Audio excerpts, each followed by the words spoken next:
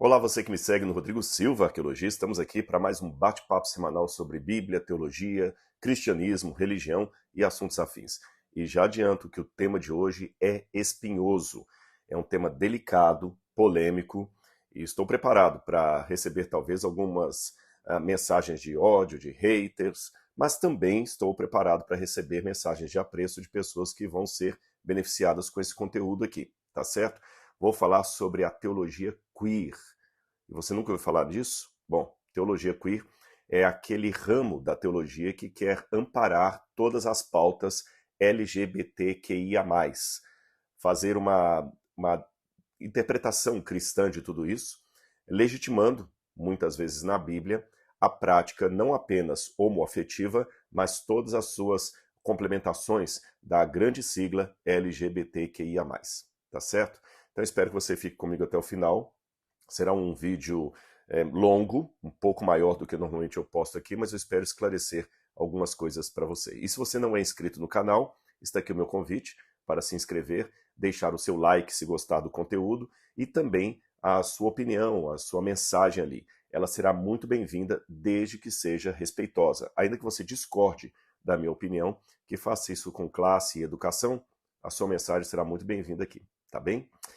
Ok, pessoal, para começar esse tema, que eu confesso, realmente eu relutei em gravar um vídeo sobre isso, e talvez alguém até está assistindo e falando assim, Rodrigo, não vá mexer nesse vespeiro, esse é um assunto muito delicado, vão cancelar você, você corre o risco de ser processado por homofobia, cuidado, não mexa com isso, e de fato, realmente a gente tem que tomar cuidado com algumas temáticas.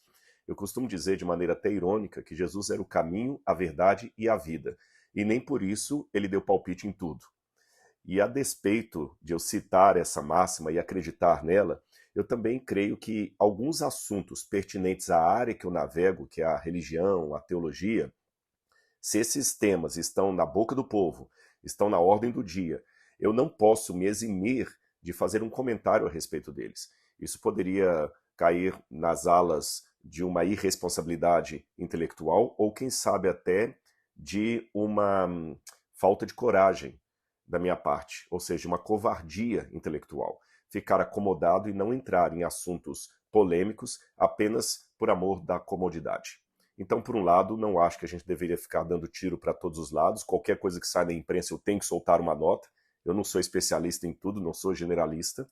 Por outro lado, também não posso ficar me eximindo na área do conforto em falar de algumas temáticas que devem ser trazidas à mesa e discutidas com sobriedade e educação, tá certo? Então, como é que eu vou fazer esse vídeo aqui sobre a teologia queer? Em primeiro lugar, eu quero começar apresentando algo que é o meu coração aberto a todos aqueles que estão me assistindo nesse momento, todas as pessoas, enfim, que talvez lutem com essa temática, ou porque são homossexuais, têm uma inclinação homoafetiva, ou tem um parente homossexual na família, um filho, um pai, há filhos que descobrem que o pai é homossexual, há irmão que descobre que o irmão é, ou seja, eu tenho que ter uma sensibilidade também com essas pessoas. Por quê? Por que eu digo isso? Atrás das temáticas existem seres humanos, de carne e osso, de sentimentos. E eu não posso sair metralhando tudo assim a esmo. Eu tenho que compreender a dor de uma pessoa que, para mim, o assunto da homoafetividade pode ser apenas um tema teológico a ser discutido. Para ele, pode ser até uma questão da sua própria identidade, da sua vida, da sua luta. Então eu tenho que ter esse respeito, tá certo? Eu tenho que ter essa consideração.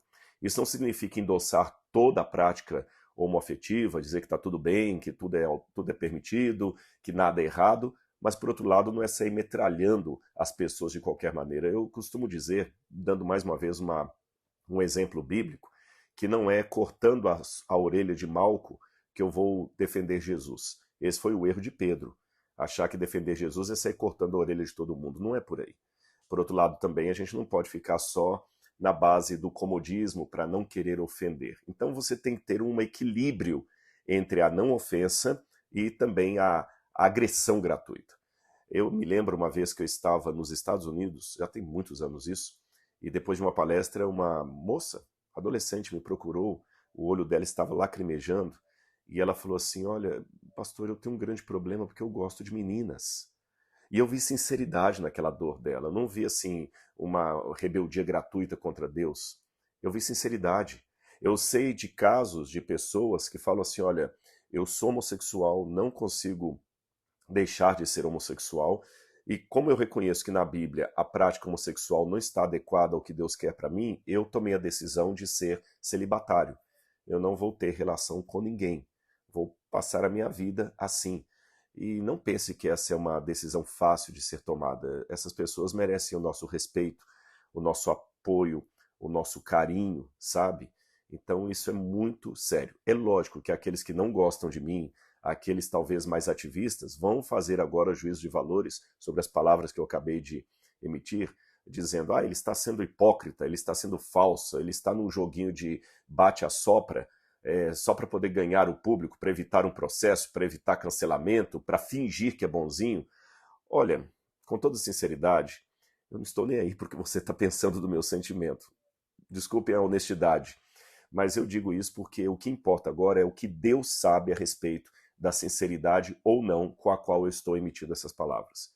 Então eu afirmo para vocês, em nome de Deus, é com muito respeito e muita sensibilidade às pessoas que lutam com essa temática mais do que um objeto a ser estudado, que eu dirijo esse vídeo que eu vou colocar aqui. Eu me lembro uma vez que um homossexual fez uma alegoria que me pôs para pensar. Ele colocou assim, imagine que todos vivêssemos numa sociedade onde a normativa seria homoafetiva. E o heterossexual, eu no caso, os heterossexuais seriam a exceção à regra.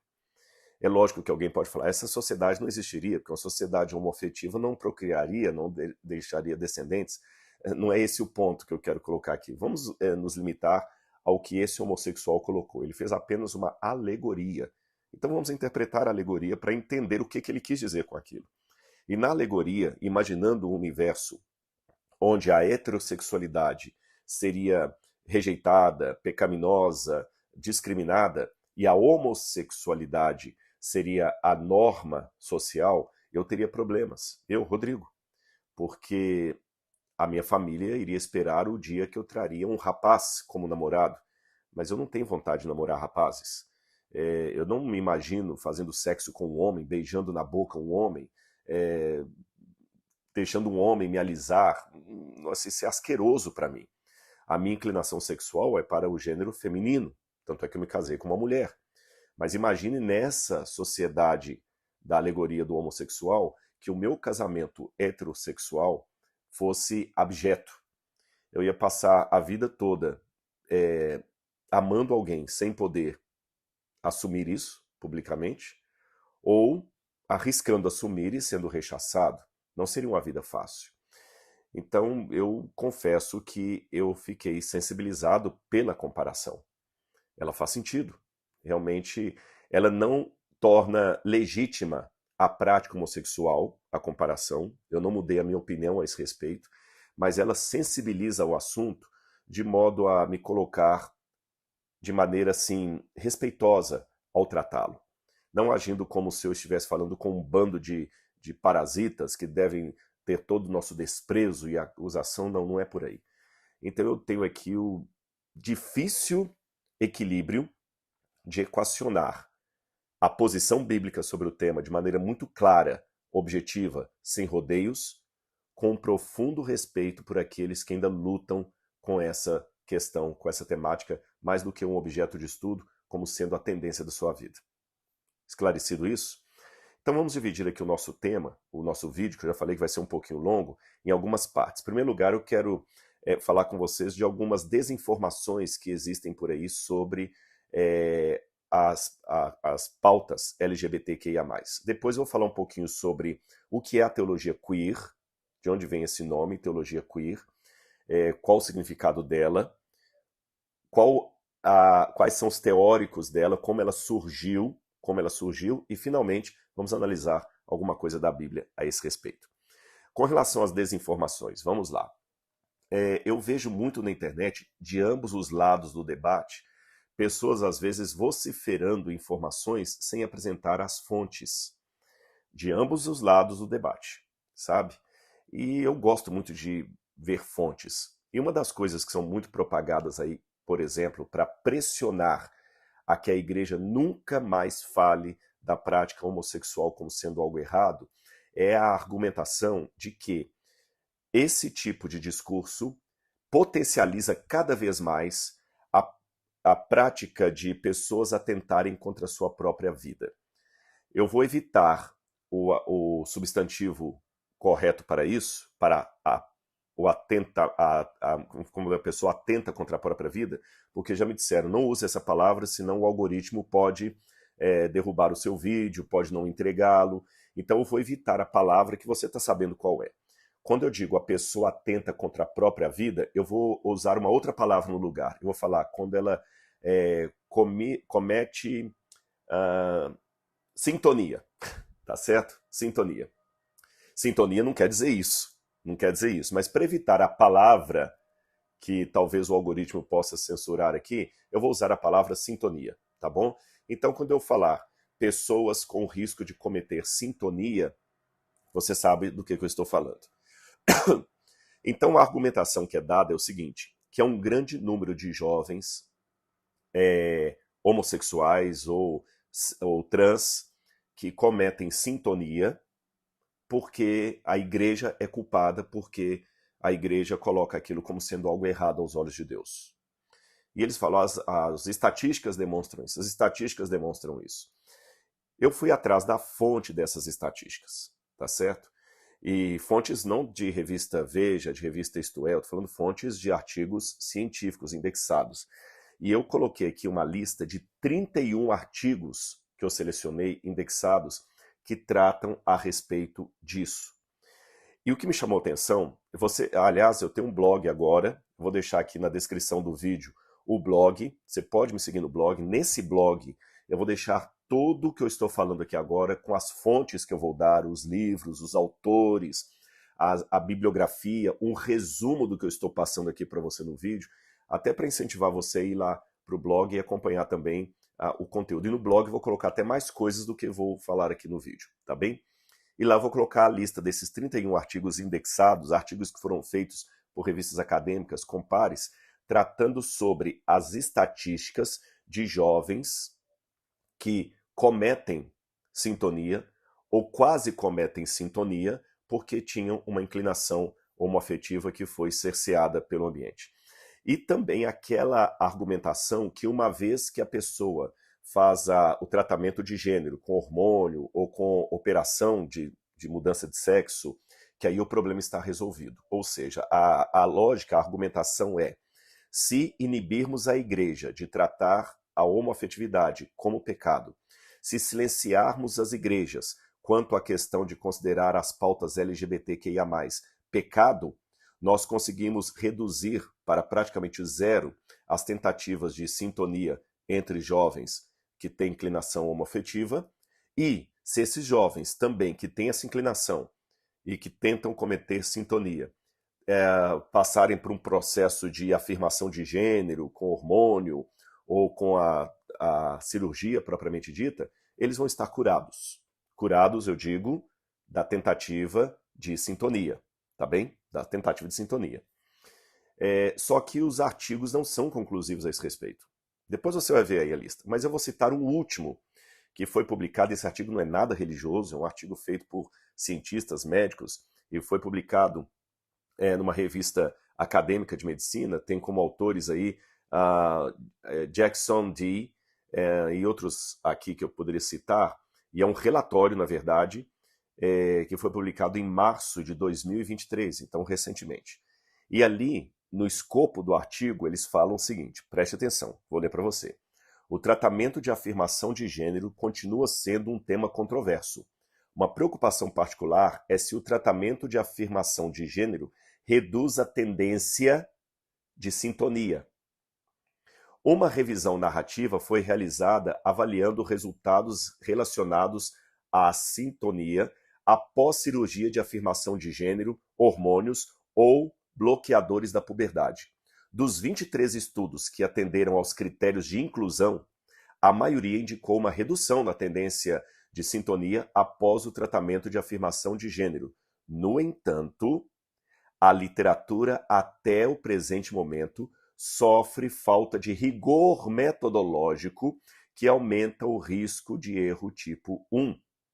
Ou seja, o artigo falou que temos que fazer novos estudos, que ainda é muito cedo, primário, para ligar o ambiente às taxas de tendência de sintonia entre os jovens e também julgar precipitadamente que o tratamento com hormônios, com bloqueadores de puberdade ou, quem sabe, a própria cirurgia, mudança de sexo, resolveria o problema. Que academicamente, cientificamente falando, isso não pode ser afirmado. Então, cuidado, porque as pessoas no debate jogam, não, porque as estatísticas mostram.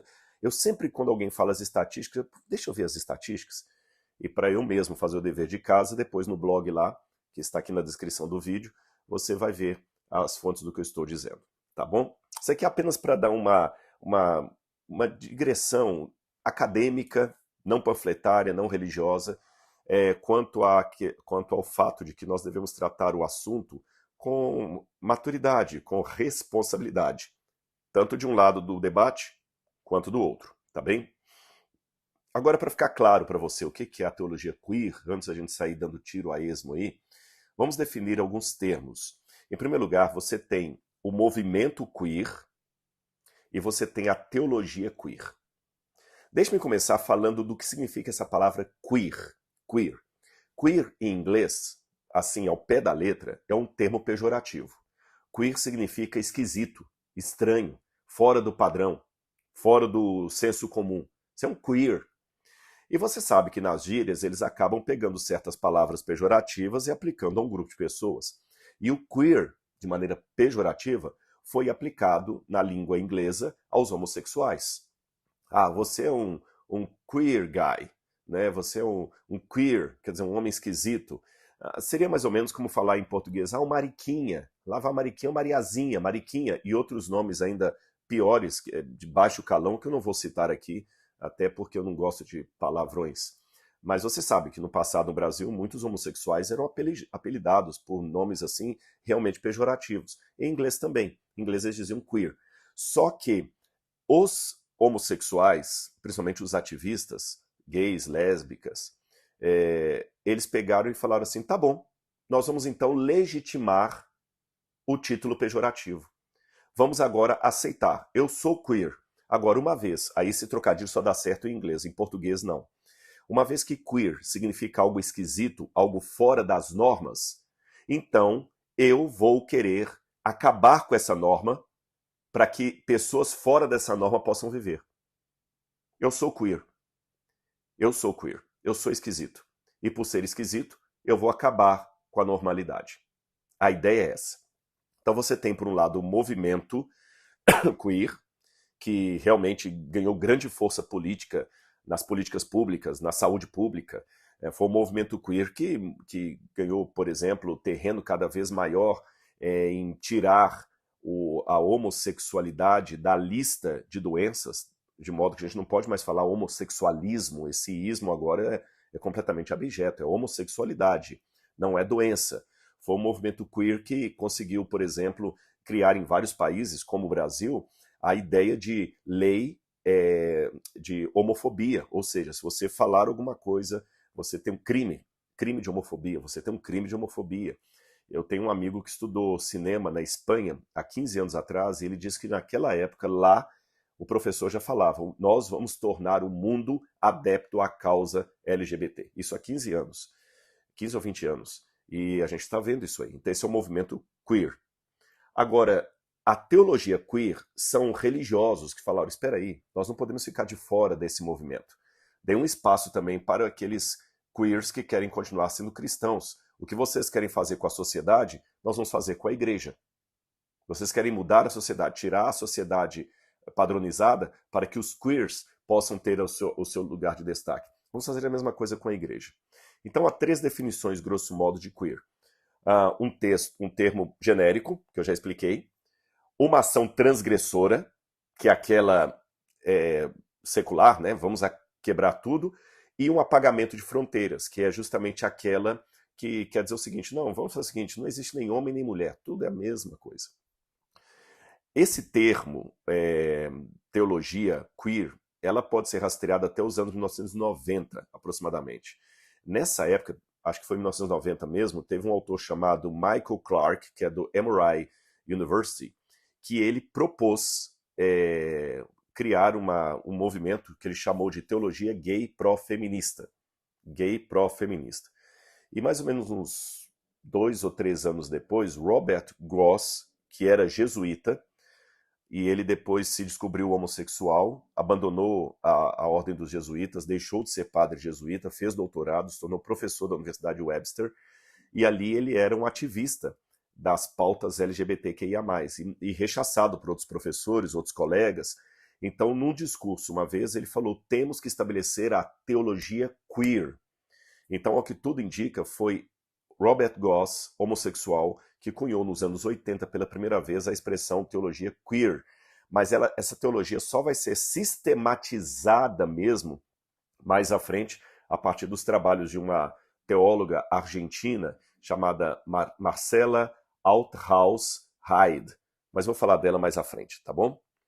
Ainda na definição de termos, já expliquei para vocês que o movimento queer, ele é o esquisito, que falou: já que eu sou esquisito, então vamos acabar com o que é o normal. E dentro da teologia, eu posso dizer que a teologia queer, ela é como se fosse um guarda-chuva. Esse guarda-chuva você pode pendurar várias temáticas. A teologia queer não está preocupada apenas com o casamento gay, com o casamento homossexual. Há várias outras temáticas da religiosidade que fazem parte do guarda-chuva da teologia queer. Em síntese, os ativistas queer querem que aconteça na sociedade e na religião uma mudança, tá certo? Querem virar isso de cabeça para baixo. Tanto é que, de acordo com uma autora dessa área, Jennifer Purvis, ela fala que queer significa não apenas uma variedade de gêneros, além daquele conceito binário de macho e fêmea, e sexualidades não heterossexuais, mas uma postura de resistência, atitude questionadora e um conjunto de técnicas e abordagens para levar a mensagem queer ao número cada vez maior de pessoas, inclusive jovens. Tem até um teólogo de origem chinesa, mas ele é americano, chamado Patrick Cheng. Ele é episcopal, doutor em teologia e professor de teologia, e ele é um ativista da causa gay. E ele é interessante que ele fala bastante do movimento gay dentro das igrejas. E ele até fala que nós devemos ter uma teologia gay mais ampla, não apenas preocupada com a questão do casamento. Tanto é que ele tem 2 livros, um deles é uma introdução à teologia queer, está em inglês, o outro é From Sin to Amazing Grace, do pecado para a maravilhosa graça, descobrindo o Cristo queer. E nesses 2 livros, especialmente na introdução à teologia queer, ele faz toda uma teologia sistemática. Ele fala de Deus, de trindade, de redenção, apocalipse, profecia, tudo dentro da ótica queer. E falando em pecado, ele até aponta algumas questões aí, porque existe um certo paradoxo naqueles pastores que apoiam os gays numa teologia que no Brasil ganhou o nome de teologia inclusiva. Teologia inclusiva. Porque muitos desses pastores, e padres também, há padres, pastores, líderes religiosos de uma maneira geral, há uma contradição no discurso deles. Por que contradição? E você talvez vai perceber essa contradição em alguns vídeos que estão na internet aí. É porque eles acusam a igreja conservadora de ser homofóbica, de ser preconceituosa. Eles falam: essa igreja conservadora, ela é um instrumento de Satanás. Eles acusam isso. Vocês se esquecem, devemos acolher os homossexuais, porque Jesus recebia e acolhia os pecadores. A contradição está no fato de que eles pegam a máxima do evangelho. Jesus recebia e acolhia pecadores para justificar a sua inclusão do homossexual no seu bojo. Pode olhar muitos discursos deles, quando eles estão inflamados contra a igreja conservadora, eles vociferam assim de maneira muito agressiva até, né? Essa igreja hipócrita, conservadora, que fica pegando a Bíblia para retalhar pessoas, para tirar a dignidade das pessoas. Nós devemos abraçar essas pessoas. Vocês se esqueceram que Cristo acolhia os pecadores? Nota de rodapé. Aí está, foi até percebido pelo Patrick Shane, o ato falho desses discursos. Porque se a igreja conservadora, hipócrita, que eles estão atacando, peca por considerar pecado a homoafetividade, por que eles acolhem os homossexuais sob a égide que Jesus acolhia os pecadores? Eles não são pecadores. Você entendeu? Então eles usam uma argumentação que é contraditória. Por isso que o Patrick Shane, que é um ativista gay, ele sugere que a questão do pecado não deve ser rechaçada, mas redefinida. Não apenas o pecado, mas o conceito de trindade, o conceito de redenção, uma série de coisas. Alguns outros são mais agressivos, como Elizabeth Stewart, que em 1997 a teologia queer não estava bem ainda fundamentada nessa época. Ela escreveu um livro, e ela é professora de teologia na Universidade de Winchester, no Reino Unido, e ela até diz que reinventou o pecado para as pessoas LGBT. E no seu livro Religion is a Queer Thing, olha que interessante o título em inglês. Religion is a Queer Thing. Religião é uma coisa esquisita, fazendo um trocadilho entre o esquisito do queer e o esquisito do homossexual. Tudo ali. Só em inglês que dá certo esse trocadilho. Em um capítulo sobre salvação, a autora, a Elizabeth Stewart, ela argumentou que as pessoas LGBT precisam se concentrar menos em igualar pecado à sexualidade e mais em se libertar das estruturas opressivas pecaminosas, como racismo, sexismo e heterossexismo. E de acordo com a mesma autora, a salvação para as pessoas LGBT não é ser salvas de seus pecados pessoais, mas serem salvas dos pecados estruturais de cristãos chauvinistas, conservadores e machistas, etc, etc, etc. Tá certo? Isso entrou com força nos movimentos religiosos. Não pense que é uma coisa banal. Eu vou dar alguns exemplos para você. Esses exemplos que eu estou dando são de 2022 e 2023. São exemplos bem recentes. A primeira igreja adventista de Iowa City, não confunda com o estado de Iowa City, marcou o Dia da Visibilidade Trans como oração pública ao Deus dos pronomes. E o oficiante deu glórias ao grande ele, ou elo, que é a forma neutra de falar ele.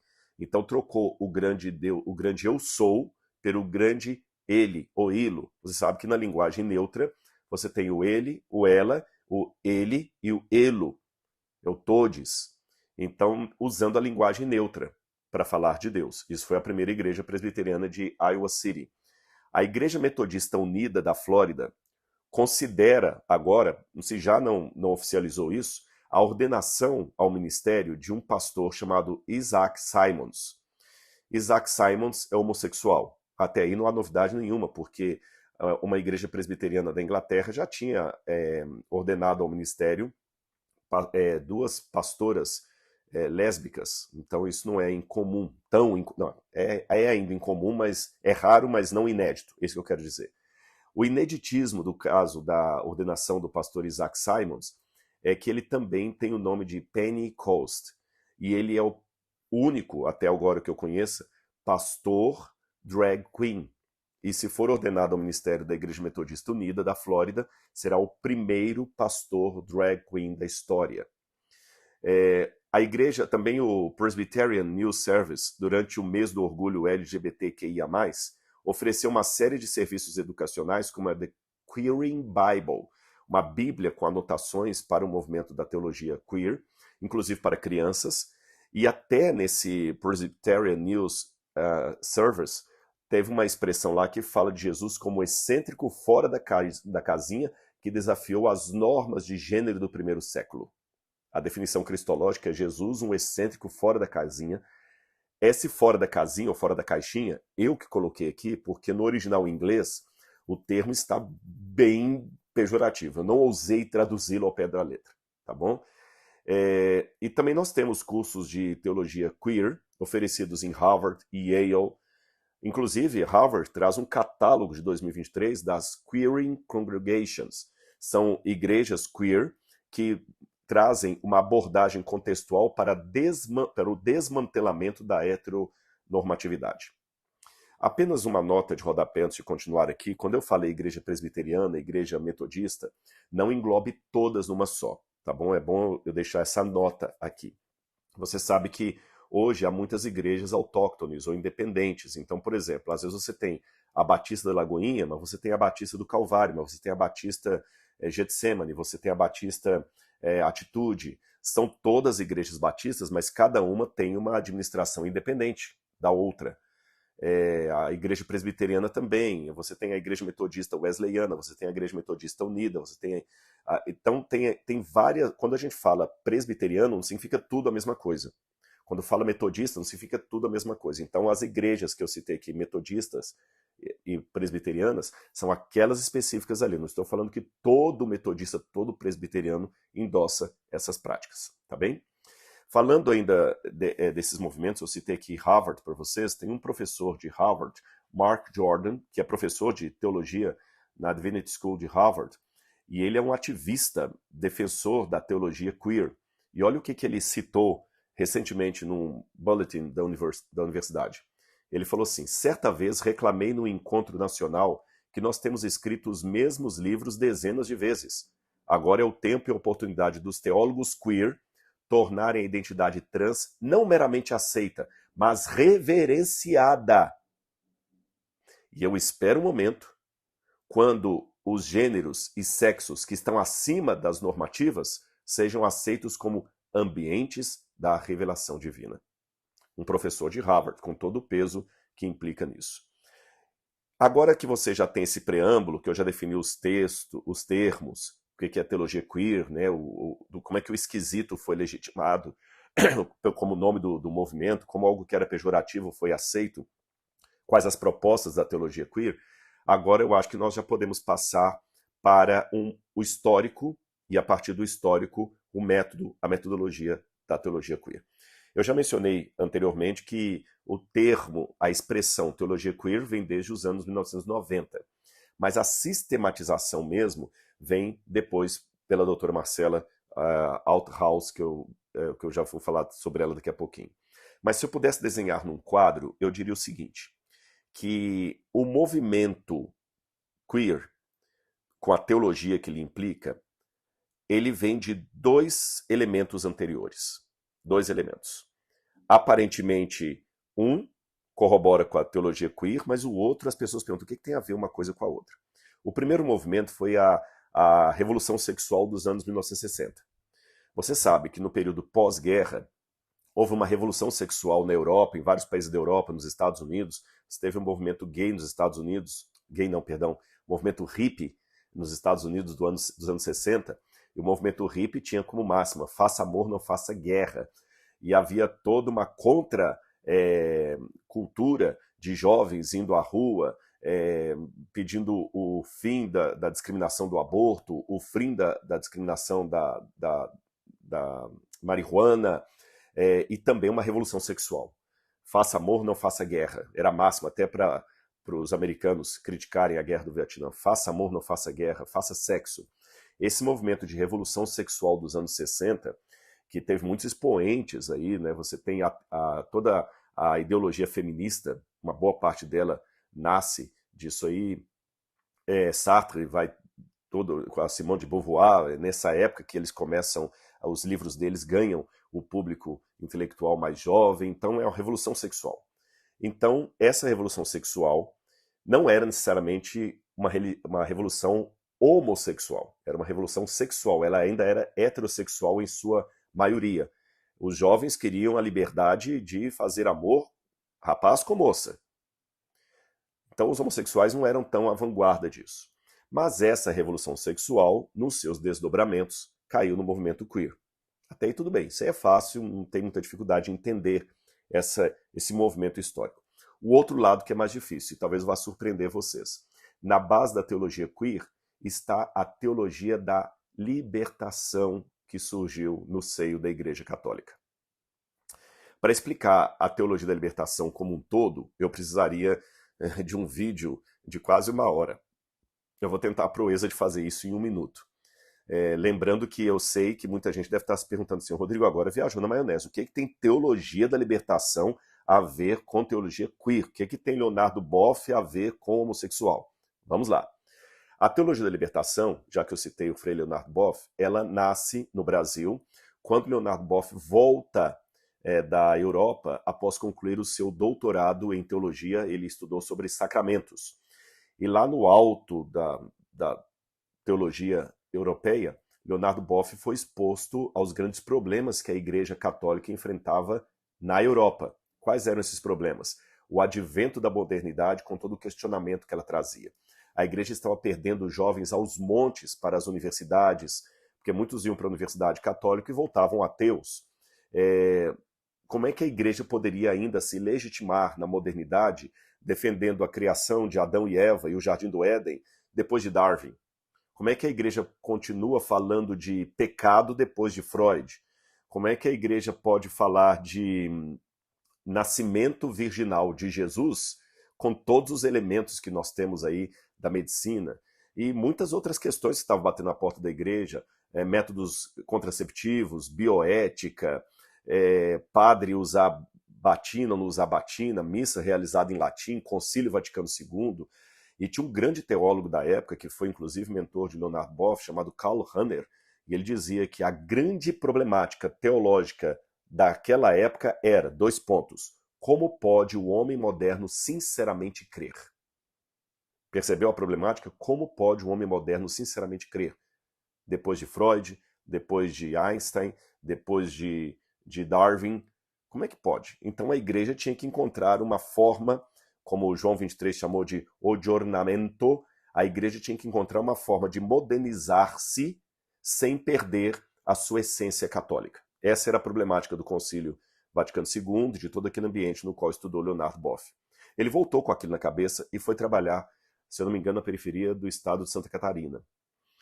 E quando ele encontrou aqui no Brasil o pessoal completamente, assim, sem cultura, no auge da ditadura militar que tinha, né, ocorrido já, a ditadura militar, falta de liberdade de expressão, assim, preso por circunstâncias, por injustiça social, pessoas que não sabiam nada de alemão, não sabiam o que era Design-Struktur, não sabiam quem que era Heidegger, não sabiam nada disso, pessoas que nem sabiam quem que era Darwin, pessoas que estavam completamente alheias a toda aquela problemática levantada na Europa. Então, Leonardo Boff concluiu a Igreja equivocada. O que ela falou vale para a Europa, mas não para a América Latina. Discordo de Karl Rahner. Aqui onde eu estou, o problema teológico é outro. O problema teológico é como pode o latino-americano crer num ambiente de tanta injustiça social.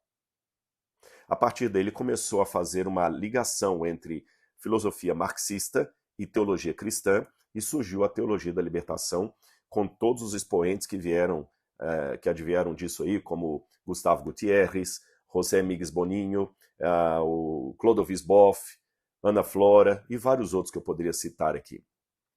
E mesmo depois que o Leonardo Boff saiu da Igreja Católica, rompeu com o catolicismo, ele deixou a sua influência muito forte ali por causa das sebes, dos teólogos. Eu estudei com grandes teólogos da teologia da libertação. E a teologia da libertação também teve desdobramentos. Por quê? A grande crítica à teologia da libertação é que o teólogo da libertação colocava o óculos do socialismo e lia a Bíblia com aquele óculos, procurando na Bíblia as bases da sua ideologia. Ou seja, essa crítica é feita, o exegeta, que é teólogo da libertação, ao contrário de ler a Bíblia e procurar saber o que a Bíblia está dizendo, ele procura pegar o que a ideologia dele pode encontrar de eco na Bíblia. Então eles até brincam que isso não é uma exegese, exegese, algo retirado do texto, mas é uma exegese, algo imposto ao texto. E de fato isso procede, porque quando você vai ler os grandes hermeneutas da teologia da libertação, eles enxergam a teologia da libertação em tudo, em tudo, em tudo, em tudo, em tudo. Por exemplo, os profetas do Antigo Testamento, do 8º século a.C., foram reduzidos a líderes sindicais. Os juízes que libertavam Israel foram equiparados a Che Guevara. Então era isso aqui, era a libertação. Falava-se muito da opção radical pelos pobres, que Cristo teve uma opção radical pelos pobres, o que muitos perceberam também como uma certa forma de discriminação. Quer dizer que não há lugar para o rico no reino de Jesus, o rico tem que virar pobre para que Jesus o aceite. Então, se por um lado a teologia da libertação queria descriminalizar algumas coisas, ela acabava criminalizando outras. Ser rico é pecado. Tem um livro, se não me engano, é do padre Bruno Forte, que ele pergunta, né, seguiremos batizando os ricos? Porque a grande questão é, a Igreja Católica deve trazer a pauta, nós vamos continuar batizando crianças ou batizar adultos, como algumas igrejas protestantes? Eu falava, essa não é a discussão, se vamos batizar crianças ou vamos batizar adultos. Vamos batizar os ricos? Porque o rico, na teologia da libertação, era um sinônimo de opressor. Então, qualquer coisa na Bíblia lia desse jeito. Eu lembro do Carlos Mesters, por exemplo, grande erudito, mas enviesado pela teologia da libertação, uma vez que ele mencionou o milagre da multiplicação dos pães na seguinte colocação. O que aconteceu ali não foi um milagre sobrenatural. O que aconteceu ali foi um milagre social. Jesus, na multiplicação dos pães e dos peixes, aconteceu o seguinte, ele estava com a multidão ouvindo seus ensinamentos. Alguns tinham pão, outros tinham peixe, e a maioria não tinha nada. Jesus, com seu discurso social, convenceu quem tinha a repartir com quem não tinha, de modo que, numa questão comunitária, ao final do sermão de Jesus, todos estavam comendo. Então, o milagre não consistiu num evento sobrenatural de Deus, mas num discurso social que levou quem tinha a repartir com quem não tinha. De modo que, no final, todo mundo comeu porque todo mundo repartiu. Então, esse esvaziamento da Bíblia, vendo tudo na teologia da libertação, foi muito criticado. E quais são os desdobramentos? Bom, os desdobramentos é porque, uma vez que o teólogo da libertação raiz só via na Bíblia o personagem, o pobre, mas o pobre aqui não é qualquer pobre não, é o pobre do proletariado. Esse é o que eles chamam de agente da história. Outros grupos marginalizados começaram a falar, peraí, mas eu também tenho que ter meu lugar de fala aqui. E a mulher? E a mulher, que às vezes ela não é pobre, ela não é proletariada, mas ela sofre no mundo de machistas. Então a teologia da libertação já deu uma filhinha aqui, que foi a teologia da mulher, ou teologia feminista. São sempre teologias no genitivo. Teologia da mulher, teologia do negro, você entendeu? O negro fala, peraí, mas eu não sou proletariado, eu sou um negro que estudei, mas eu sofro por ser negro num ambiente de racismo. Então teologia do negro, teologia da mulher, teologia do excluído, teologia africana, teologia a partir da África, teologia a partir do negro, várias teologias. E essas teologias foram ganhando ali espaço na prateleira das filhas da teologia da libertação. Aí chegou a professora Marcela Althaus-Reid. Embora fosse argentina, ela fez a sua carreira acadêmica, na Escócia, na Universidade de Edimburgo. E ela falou assim, maravilhosa a teologia da libertação, ela se apaixonou pela teologia da libertação, mas ela falou, mas está faltando um grupo excluído aqui. A teologia da libertação abriu espaço no seu discurso, além do proletariado, para a mulher, para o negro, para o indígena, para o africano. Mas onde está aqui aquele que tem uma orientação sexual dissonante com o que pensa a maioria? Onde está o queer? Lembra o trocadilho em inglês? O queer. Então ela pegou e falou assim, olha, a gente tem que entender que a teologia queer abraça até mais excluídos do que a teologia da libertação abraçava. Ela é algo que se fundamenta na teologia da libertação, mas vai a outros espaços que a teologia da libertação originalmente não foi. Um Deus que abraça o sadomasoquista, o travesti, o libertino, todos. E ela começou a pegar a mesma hermenêutica da teologia da libertação, que enxergava em tudo um movimento social. A professora Reid começou a pegar o mesmo movimento hermenêutico e enxergar na Bíblia onde estariam os queers da Bíblia. Por exemplo, olha a releitura que ela fez de Maria ficando grávida de Jesus, porque o Evangelho fala, descerá sobre ti o Espírito Santo, etc, etc. Então ela começa a fazer uma releitura, ela fala, vejam bem, Maria foi uma mulher, uma menina, que mesmo estando desposada com um homem, não resistiu à sedução de um ser divino. Ela se deitou com um estranho, com um desconhecido. Provavelmente fez até sexo oral nele. Eu sei que alguns ficaram até angustiados, mas é isso que está no livro da Marcela Althaus Hyde, que é o livro Indecente Teologia, ou Teologia Indecente. O título do livro é esse, Teologia Indecente. Perversões teológicas no sexo, no gênero e na política. E ela começa a construir tudo. Ela, como é também biblista, conhecedora de hebraico, ela fez até uma retradução de Jeremias 2, 23 a 25, e ela cita aqui, eu vou dar a tradução que ela fez. Um camelo selvagem, desviando do seu caminho, uma jumenta selvagem, acostumada ao deserto, cheirando o vento em sua luxúria. Quem pode repelir o seu desejo? E você disse, não, eu amo estranhos, os diferentes, os desconhecidos, o outro, eu vou segui-los. Aí a Marcela Hyde diz, veja bem, o povo de Deus não é sempre descrito na Bíblia como uma mulher pura de Apocalipse 12. O povo de Deus também é descrito como uma mulher pervertida, aquela que ama fazer sexo com o desconhecido, aquela que é libertina. Essa também é descrita como o povo de Deus. Então o povo de Deus não é só mulher pudica, virgem, purinha. O povo de Deus também são os outros. E eles não têm que se arrepender. Essa que é a tônica da teologia da doutora Marcela, da teologia queer. Você não tem que sentir vergonha da sua libertinagem. Você nasceu assim. Se aquele outro nasceu satisfeito com um par sexual, parabéns para você nessa data querida.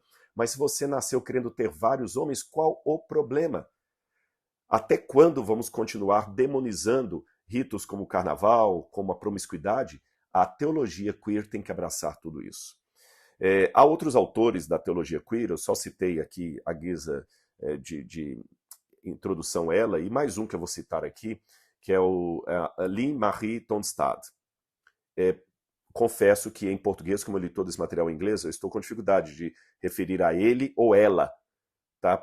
Então me perdoem aqui se eu não for preciso na definição. Nasceu biologicamente homem, mas se identificou como trans e hoje assina como Lynn-Marie, ou Lynn-Marie.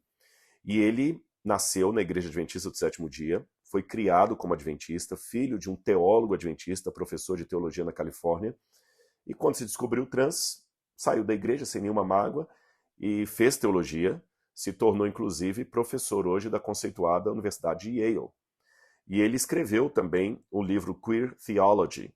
Então, o que a Marcela Althaus, que já faleceu, fez na Europa, ele fez nos Estados Unidos, tá bom? O Tonstad é um dos maiores teóricos da teologia da teologia queer nos Estados Unidos. E quais são os pressupostos da teologia queer? O primeiro pressuposto da teologia queer seria o seguinte: Deus, para eles, não é uma divindade patriarcal dos brancos, racistas, chauvinistas, opressores, privilegiados. Deus é o Deus que dá preferência aos excluídos, o Deus das minorias, a teologia da libertação aí, dos impuros, dos marginalizados. Essa teologia, ela quer ser anti-estabelecida, porque ela diz que o establishment é que gera os excluídos, tá bem? Qual o método deles? O método deles, como eu falei com vocês, é o mesmo que vem da teologia da libertação. É o mesmo método.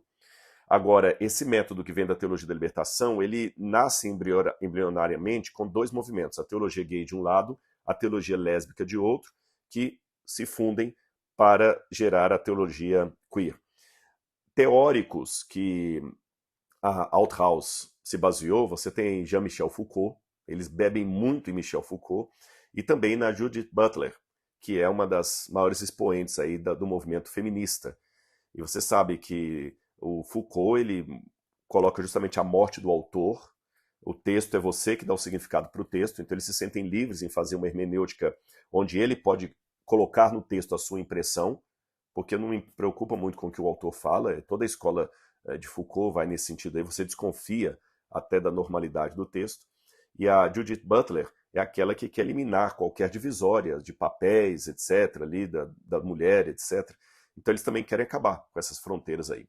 E a metodologia deles, que não deve ser confundida com o método, é a de desconstruir, estabelecer uma nova forma de liturgia, criar uma moralidade que incentive os fiéis a problematizar, perturbar, desestabilizar as afirmações que sustentem a heteronormalidade e as estruturas de relação social fundamentadas na monogamia, no modelo patriarcal de família e no capitalismo. Agora, dentro desse viés teológico, é bom que eu também destaque dois grupos.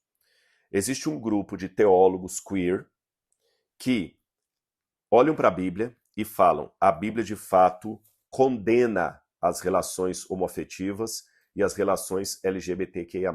A Bíblia condena. Por isso devemos ressignificar a Bíblia, superar a Bíblia ou romper com a Bíblia.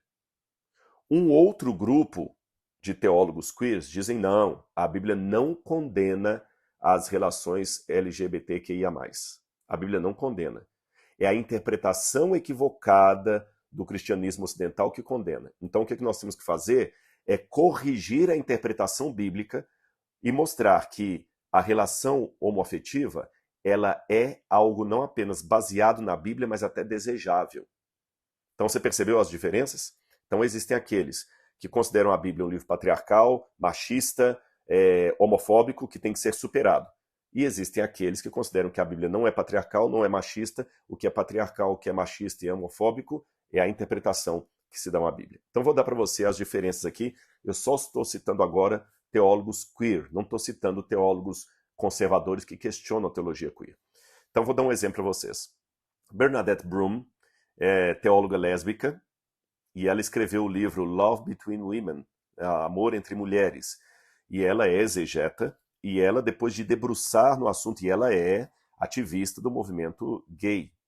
A Bernadette Bruton, ela diz: a Bíblia condena a relação de pessoas do mesmo sexo. A Bíblia considera isso pecado. Então, quando alguns dizem na internet aí: olha, vocês estão interpretando mal a Bíblia, vocês conservadores, a Bíblia não condena.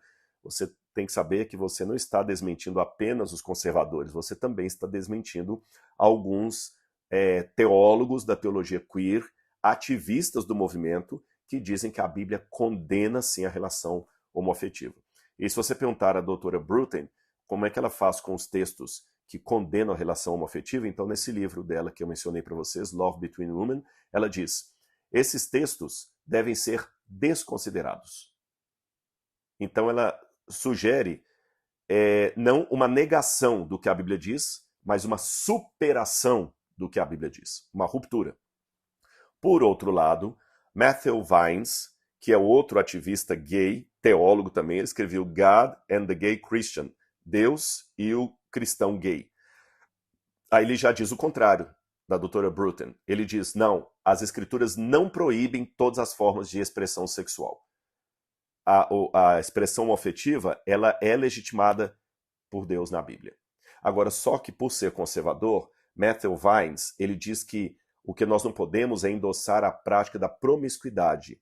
A prática homossexual que Deus aprova é a monogâmica, do sexo só no casamento, etc. Ou seja, tudo que vale para a moralidade cristã em relação ao casamento heterossexual deve valer para o casamento homossexual. Então você vê aqui diferentes interpretações dentro do escopo da teologia queer. Uma dada pela Dra. Bruton, outra dada pelo Dr. Vines. Outros vão mais além ainda, tem os seus mais radicais, como Kat Ruddy, que escreveu o livro Sex and the Church, Sexo e a Igreja, e ela disse: olha, para que essa bobagem? Eu não buscaria na monogamia ou no compromisso um princípio moral de Deus. Pelo contrário, nós temos que lutar para a quebra de toda forma de imoralidade.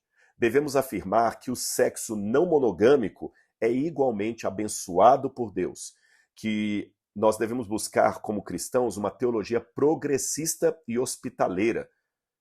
Sabe? Ela até diz que a gente deve procurar no corpo uma hospitalidade para todos, ou seja, a proposta da Kate Ruddy, que é outra teóloga do movimento queer, é o seguinte: ora, você é tão pecado discriminar a homossexualidade como é pecado discriminar quem quer ter vários parceiros.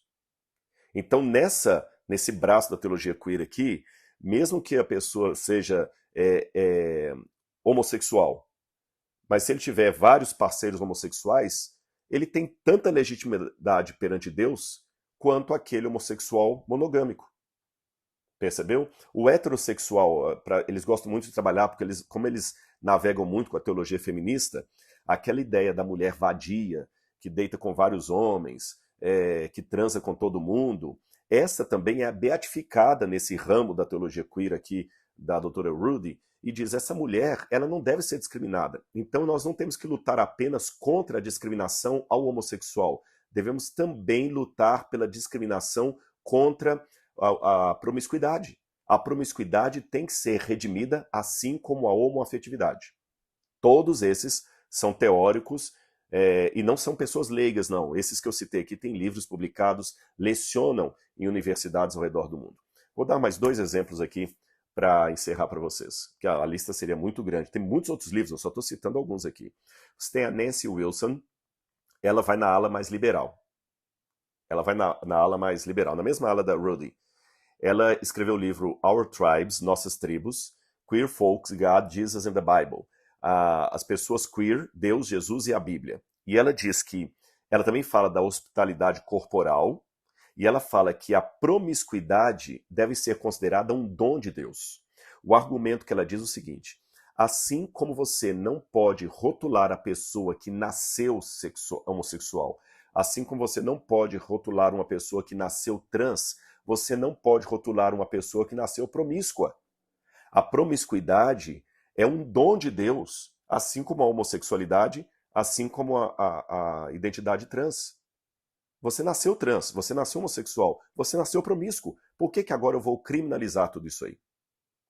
Agora, por outro lado, você tem o Jeffrey John, que é um outro autor mais conservador, que escreveu o livro Permanentemente Fiéis e Estáveis, Casamento Cristãos de Pessoas do Mesmo Sexo. Esses livros todos estão em inglês, eu vou deixar no blog, como falei com vocês, os livros, as fontes que eu estou citando aqui. Ele já celebra uma versão mais conservadora. Ele fala, não, a promiscuidade é pecado, o casamento homoafetivo não. Mas se um casal homoafetivo, um trai o outro, isso é pecado. Então a igreja tem que se levantar contra o adultério, mas não contra o casamento homoafetivo. Então você vê que o espectro, ele na verdade não é uníssono, são vários braços.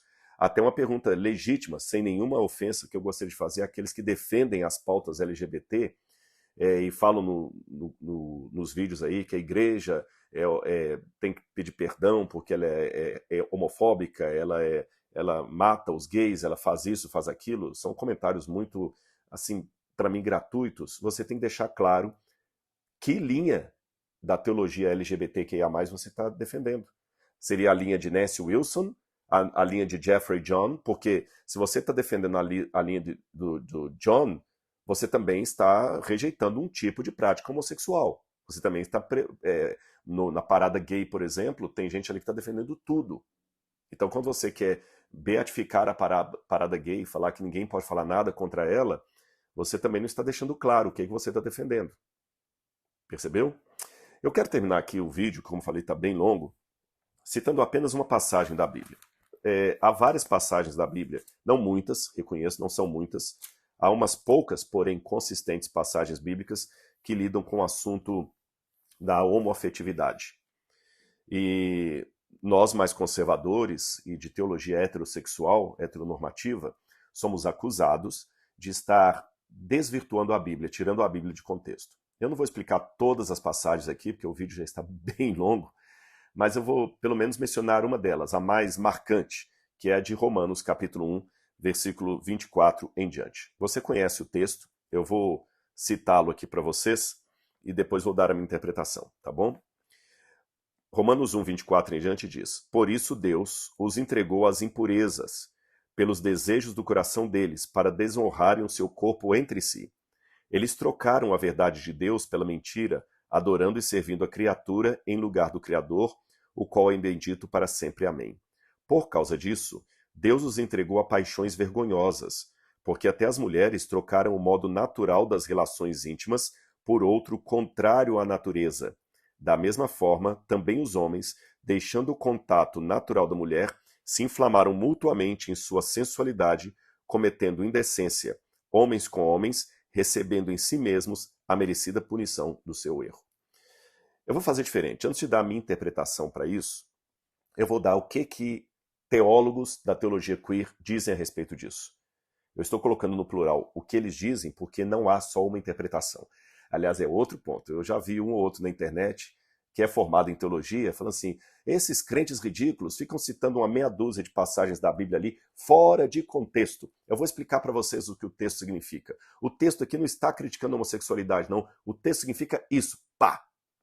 Só que ele esquece que há outros teólogos com doutorado e que são afiliados à teologia queer, não é gente que condena a teologia queer, não, são ativistas da teologia queer, que dão uma explicação bem diferente da dele. Eu encontrei pelo menos umas 4 ou 5 explicações diferentes. Por exemplo, a explicação mais comum é a explicação que, na verdade, porque tudo indica, tudo gravita em torno dessa expressão que Paulo usa aqui, olha, contrário à natureza, tá certo? Por exemplo, no verso 26 assim, né? Trocaram o modo natural das relações íntimas por outro contrário à natureza. Então eles dizem assim, olha, vamos por partes. Em primeiro lugar, o texto tem que ser visto no seu contexto. Com isso eu concordo. E o contexto, Paulo está falando de idolatria. Vou até escrever aqui, idolatria. Paulo não está falando de relação homossexual. Será? Então, o que é a relação contrária à sua natureza? Aí eles falam, quando um homem que por natureza é homossexual se relaciona com um homem que por natureza é heterossexual, eles estão cometendo um pecado perante Deus. Quando um homem que por natureza é homossexual se relaciona com uma mulher e não contra o homem, ele também está cometendo um pecado porque ele está tendo uma relação contrária à sua natureza homossexual. Então essa é a explicação mais dada aí. Que Paulo estava falando daqueles cultos pagãos romanos, onde os homens em celebração aos deuses e as mulheres em celebração às deusas tinham uma noite onde os homens tinham relação sexual uns com os outros, mas eles não eram homossexuais. E por não serem homossexuais, aquela relação homem com homem foi uma relação pecaminosa, porque ela foi contrária à sua natureza heterossexual. Ou seja, os únicos que podem ter uma relação homoafetiva são pessoas de natureza homossexual. Então, se um homossexual se relaciona com um heterossexual, aí que estaria o pecado. Essa é a interpretação dada. Outros, porém, dão outra interpretação. Eles argumentam que Paulo, quando fala aqui, por exemplo, Paulo condena a questão da impureza. Aqui, olha, verso 24. Por isso Deus os entregou a impureza. Outro grupo pega que essa parte impureza aqui, Paulo estava por demais preso às leis de purificação judaicas. Então Paulo aqui estava condenando as leis de purificação judaicas. Ou seja, a prática homossexual era contrária à lei de purificação judaica. Como Paulo estava preso àquilo, por isso que Paulo condenou. Mas hoje, como não estamos mais presos às leis de purificação judaica, não precisamos levar em conta essa condenação paulina. Veja, essa outra interpretação de teólogos da teologia queer é diferente da primeira. A primeira diz que Paulo não estava condenando a relação homossexual, mas apenas aquela relação cultual dos pagãos, onde às vezes um hétero se relacionava com um homo. Na segunda explicação é diferente. Paulo de fato estava condenando a homossexualidade, mas porque elas violavam as leis de pureza judaicas. E como hoje nós não precisamos estar presos a essas leis de pureza, não precisamos preocupar com essa restrição paulina. A outra explicação. Não, Paulo está apenas condenando uma forma de sexo gay, ou seja, aquela forma que é forçada, que a pessoa é quase violentada, sabe? Sem consenso. É isso que Paulo está condenando. E o último ponto, alguns dizem que não. Paulo só está condenando a luxúria excessiva. É o excesso. Vamos por partes. Vou começar de trás para frente. Eu não acho que Paulo estava condenando a luxúria excessiva. Sabe por quê?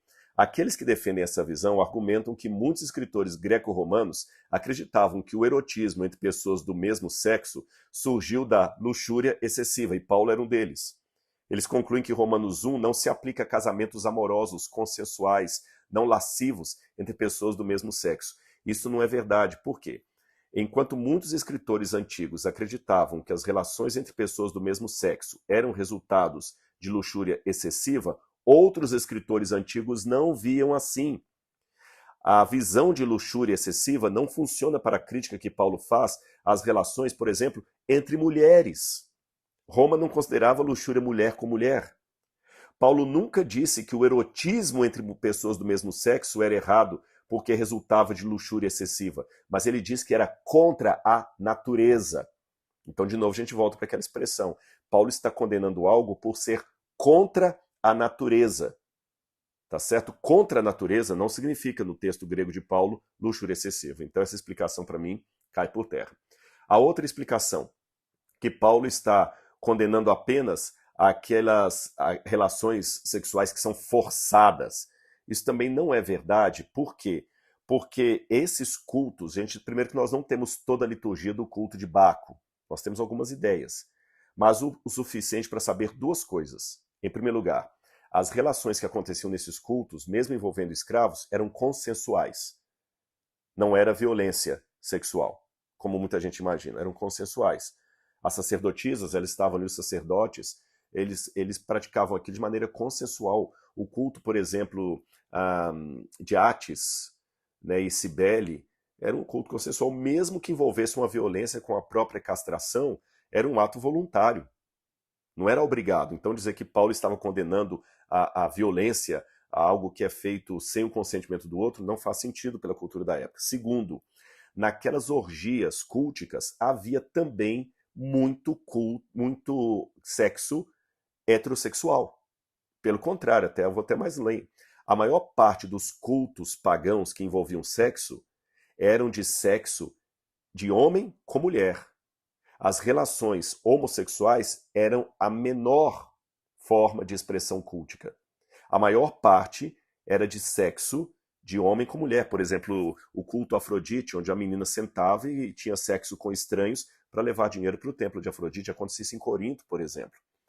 Então, se Paulo está condenando a prática da orgia pagã, ele não deveria mencionar apenas o culto de homem com homem. Ele deveria falar de todas as formas de sexo que eram praticadas ali, inclusive de homens com mulheres. O incesto também que era praticado ali, e ele não fala nada do incesto, ele não fala nada de homens com mulheres, ele fala apenas de homem com homem, mulher com mulher.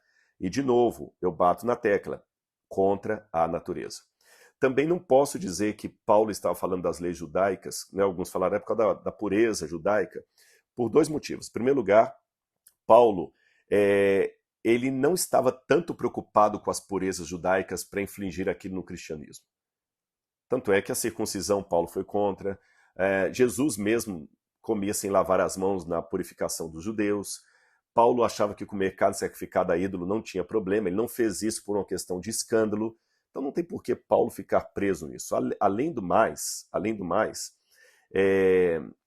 quando Paulo apresenta ali a palavra impureza, tá certo? Ele usa a palavra acatarsis.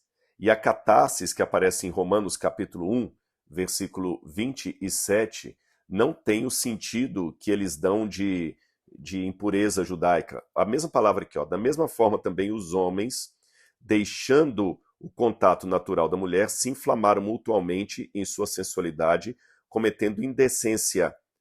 Homens com homens recebendo em si mesmos a merecida punição. A palavra catarsis aqui, essa indecência, não tem nada a ver com leis de purificação judaica.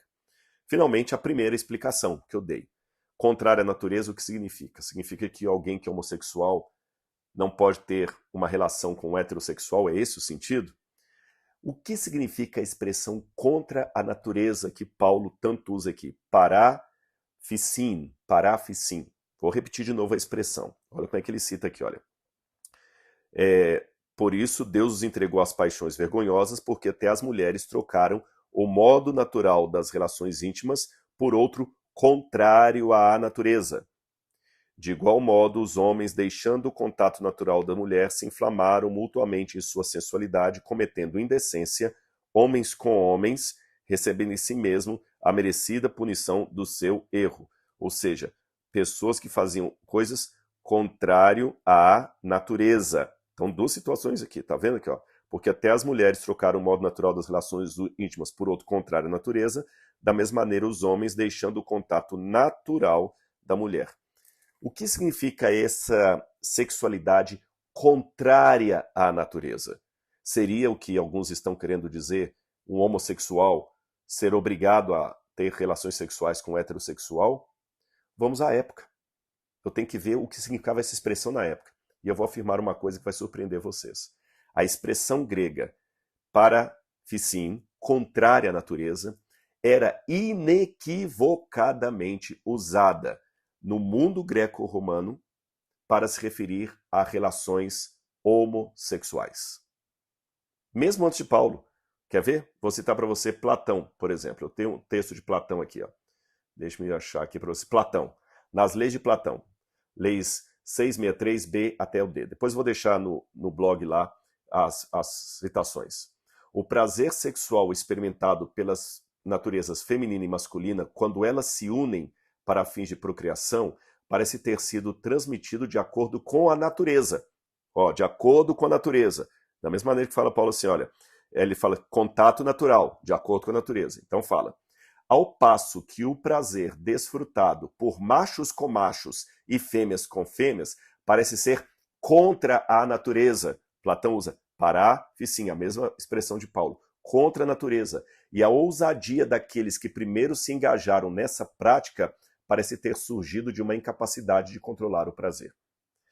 E não somente Platão, vários outros autores depois de Platão na Grécia e mais tarde em Roma começaram a usar a expressão que aparece em Platão, para fissim, contra a natureza, para se referir a relações homossexuais, que eram consideradas relações contra a natureza.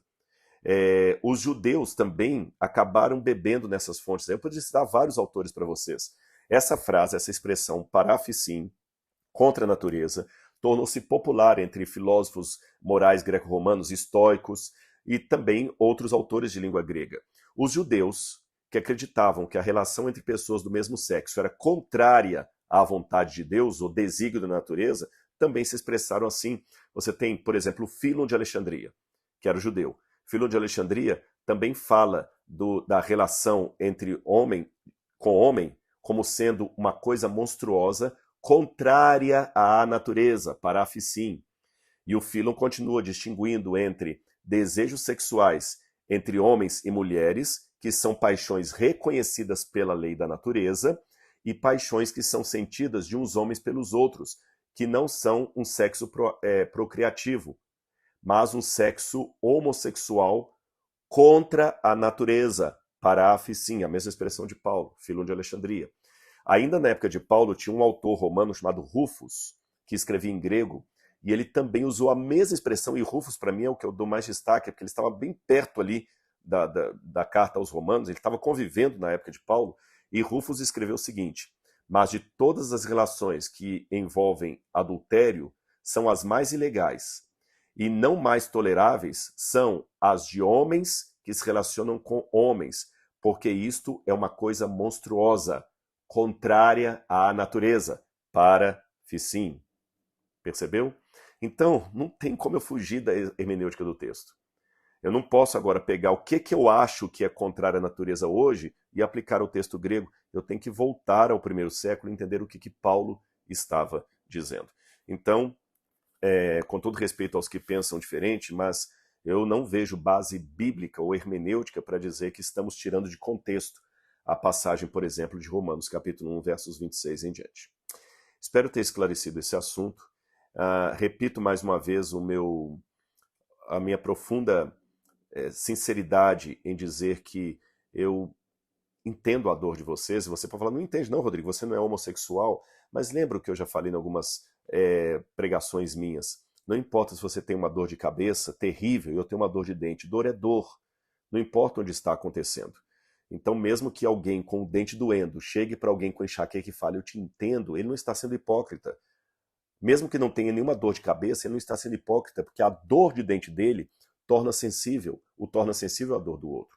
A Bíblia fala que Cristo foi um homem experimentado em sofrimento e que ele sofreu por todos os homens.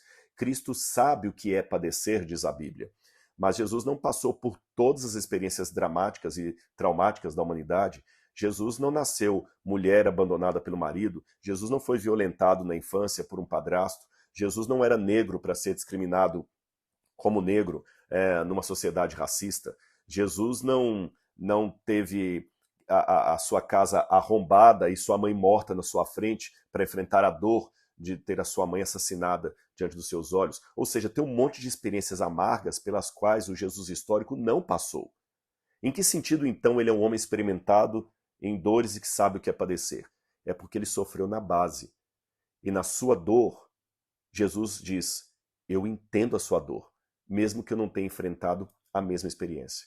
Então, fazendo um paralelo ao dito de Cristo, eu também posso dizer, mesmo que eu não esteja enfrentando o seu dilema, eu posso ser simpático à sua dor. Eu lamento muito, mas eu não posso trair a minha consciência e o modo honesto como eu leio a Bíblia. Eu não consigo encontrar na Bíblia base para favorecer a relação homoafetiva. O que não significa que eu possa usar agora essa minha convicção como uma espada para sair enfiando no peito de todo mundo que tem uma tendência à homossexualidade. Tá certo? Não posso dizer isso. Não posso tratar essas pessoas como, sei lá, vis. Não posso. E é muito triste porque muitos homossexuais saem da igreja porque é mais fácil encontrar sexo na esquina do que um abraço depois do culto. Admito para vocês, não é uma equação fácil de equilibrar. Convicção bíblica de um lado, respeito pelo homossexual do outro. Eu espero que Deus me dê lucidez e sabedoria para conciliar as duas coisas, sem negar o princípio bíblico e sem esfaquear aquele que precisa de apoio, de ajuda, de afeto. Que Deus abençoe cada um de vocês na luta que cada um enfrenta.